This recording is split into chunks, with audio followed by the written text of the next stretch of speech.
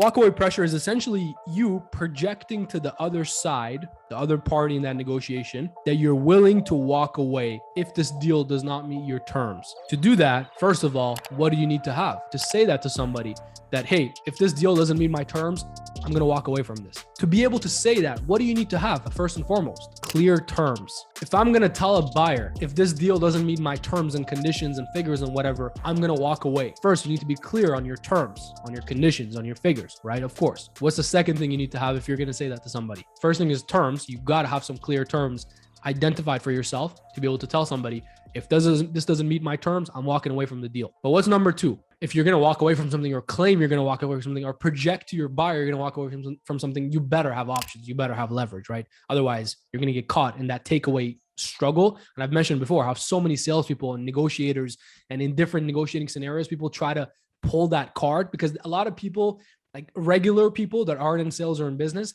know this. They know like, well, you know what then? I'm not doing it today.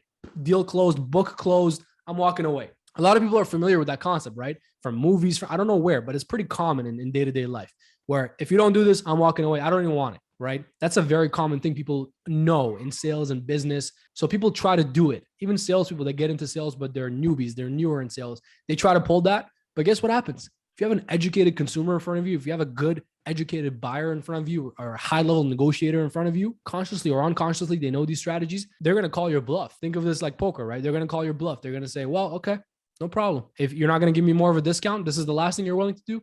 Okay, no problem. I'll just call the next dealership down the road. I'll just go to the next store down the road. I'll just talk to the next guy who's doing media and PR for me. I'll tell him what you offered me and I'll tell him if he does anything better, I'll do the deal with him. You think I won't be able to get that? Of course I will. I'll talk to the next guy who does this and that. I'll email the next logistics company that's going to give me the shipping rates. I'll tell him what your rates are and I'll tell him if he does any better for me, I'll do a deal. Now what are you going to do? You've completely lost your leverage. If you were just bluffing, you're out.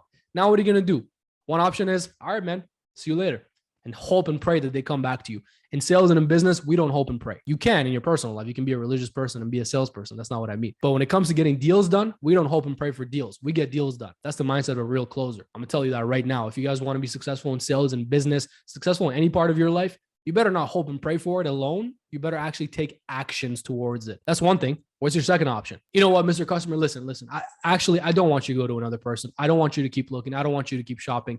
Here's what I'll do for you. If we do this and this and that, can we do the deal? Like now you've just lost. Even if you close that deal, it won't feel good. I'm telling you, I've closed a million deals like that. I've been in that scenario myself. How do you think I've learned all of this? I've learned all of this the hard way. I guarantee you, I've been in so many sales jobs, sales roles in front of tens of thousands. I have to one day sit down and do math on how many people I've probably spoken to in my career. I don't know. It could be a crazy number. I just always say thousands or tens of thousands. This is my assumption, but the number of people I've been in front of, the number of decision makers I've been in front of, the number of deals I've been negotiating, I've learned every single thing I talk about here the hard way. I've made every single mistake here. And even when you close the deal, it won't feel good. You'll know that you lost here. You tried something, they called your bluff, you came back begging, they gave you the business, but there's no respect there. That'll be a nice slap in the face to not do that again, right? So the takeaway is a very crucial thing that you have to only do if you're able to back it up, if you're able to handle that scenario. Does that make sense?